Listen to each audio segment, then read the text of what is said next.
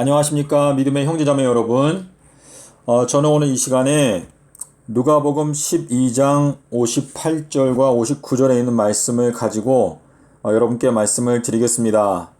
이 내용을 연구하실 때에 마태복음 5장 25절, 26절 그리고 마태복음 18장 34절도 함께 특별히 원어 성경을 보시면서 공부를 하시면 상당히 유익을 얻으실 수가 있습니다.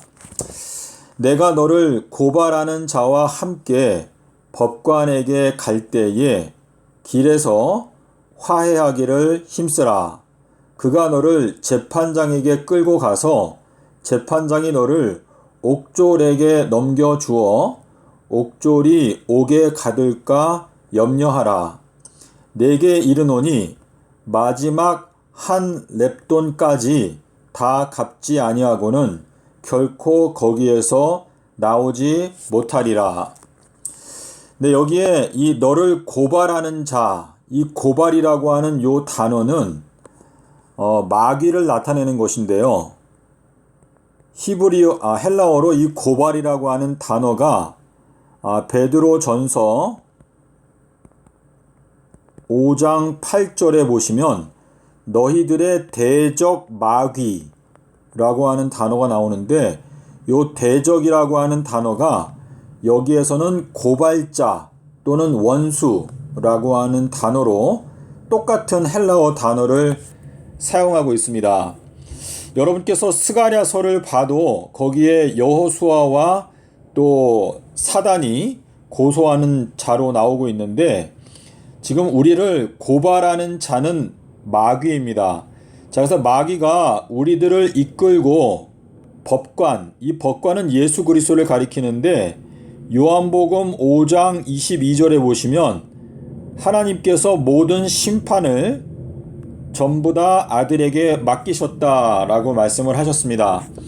그래서 이 마귀가 우리들을 이끌고 법정으로 우리들을 데려가는 것인데 길에서 화해를 하라 라고 예수님께서 말씀을 하셨는데 이 길이라고 하는 것은 주님께서 말씀하신 바 삼낮 삼밤 땅속에서 이것이 바로 주님께서 걸어가시는 길인데 엘리야가 요한복음 1장 23절에서 외치기를 너희들은 주의 길을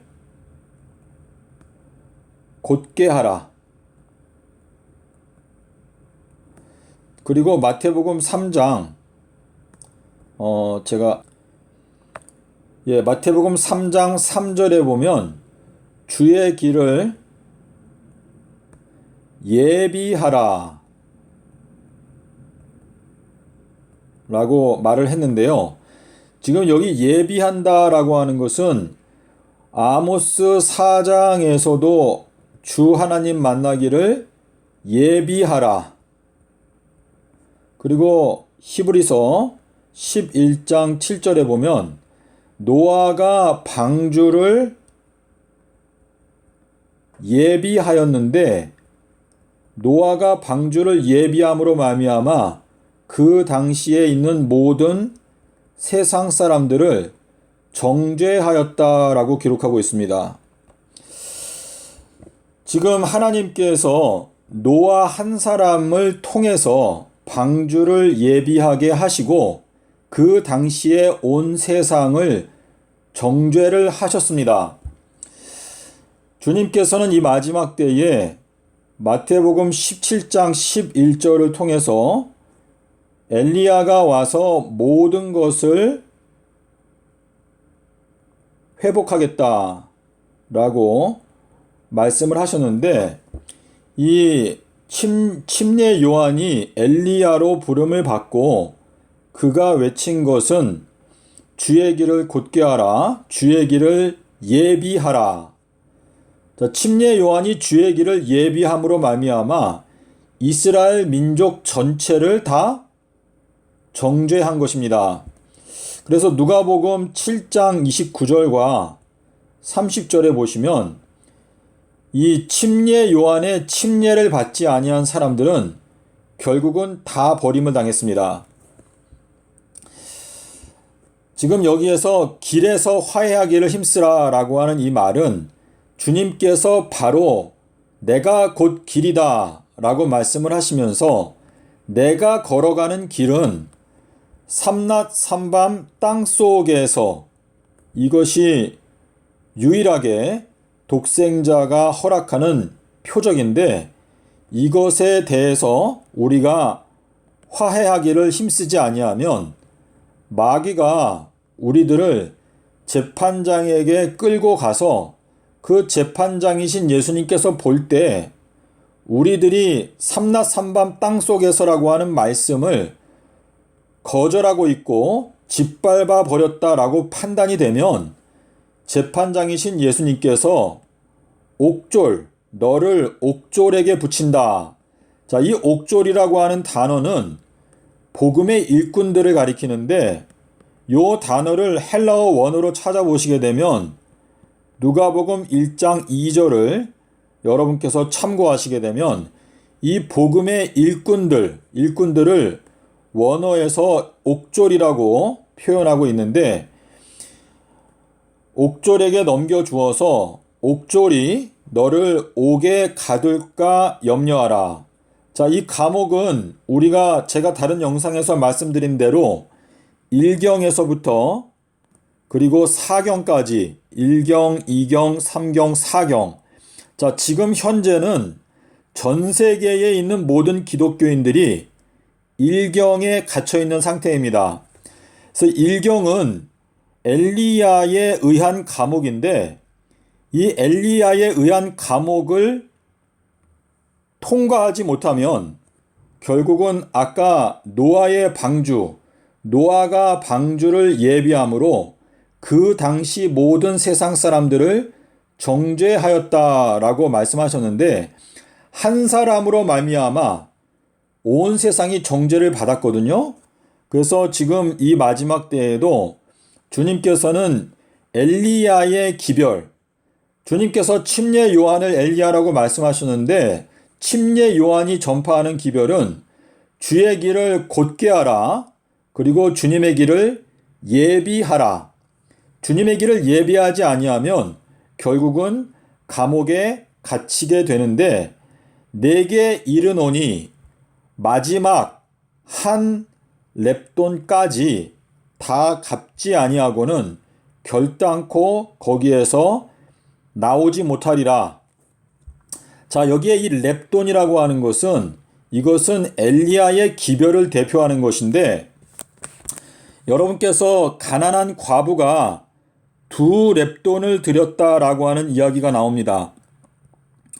여기에 2렙돈은 두 증인을 가리키는 것이고, 과부는 엘리야를 가리키는 것인데, 엘리야가 침례 요한이 주의 길을 예비하면서 예수님이 오시는 길을 준비하였는데, 침례 요한 다음에 이제는 예수님과 아버지 하나님이 두 증인으로서 요한복음 8장 17절과 18절에 보시면, 내가 나를 위하여 증거하고 나의 아버지도 나를 위하여 증거하시느니라.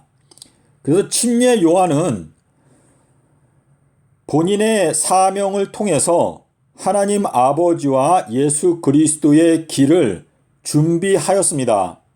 그래서 이 마지막 때에도 이 과부 엘리야의 사명을 가진 자가 하나님 아버지께 내는 그 헌금은 2렙돈, 이 두 증인을 가리킨다 라고 이해를 할 수 있는데, 여기에 마지막 한 렙돈까지 갚지 아니하고는 결코 감옥에서 나오지 못한다 라고 하는 이 말씀은, 엘리야가 전파하고 있는 주의 길을 곧게 하라, 삼낮 삼밤 땅속에서 라고 하는 이 말씀에 대하여 올바른 깨달음을 얻지 못하게 되면 그 엘리야의 감옥에서 나오지 못하게 되고 결국은 정죄를 받게 될 것이다 라는 것을 말씀을 하시는 것입니다. 자, 그래서 지금 오늘 이 마태복음 5장 25절의 말씀과 누가복음 12장 58절의 말씀을 보시면 하나님께서는 이 마지막 때 이 세상 모든 사람들을 다 심판하시는데 이 재판에서 저희들을 고발하는 마귀가 고소하는 내용은 바로 길입니다. 길. 삼낮 삼밤 땅속에서. 자, 그래서 여러분께서 계시록 12장 10절에 보시면 이 고소하는 마귀가 하늘에서 쫓겨나는 장면이 나오는데 거기에 보면 낮과 밤으로 참소하던 자라고 나옵니다. 낮과 밤. 이 낮과 밤으로 참소했다라고 하는 이 말씀은 삼낮과 삼밤 땅속에서를 가지고 현 기독교회를 고소하는데 이 마귀의 고소 때문에 하늘에 있는 별 3분의 1이 땅에 내어 던짐을 당한다라고 하는 뜻은 삼낮 삼밤 땅속에서 때문에 전 세계에 있는 25억의 기독교인들, 전 세계 인구의 3분의 1에 해당되는 기독교인들이 마귀의 고발로 말미암아 재판장이 그 25억의 기독교인들을 전부 다 감옥에 가두게 되고 그리고 정죄를 당하여 멸망을 당하게 될 것이다 라고 하는 내용이 계시록 9장 15절에 나타나 있는 3분의 1을 하루에 멸하시겠다라고 하는 말씀과 이사야서 9장 14절부터 16절에 보시면 너희들 중에서 존경받고 있는 장로들을 내가 하루에 다 멸하겠다 라고 말씀을 하셨는데요.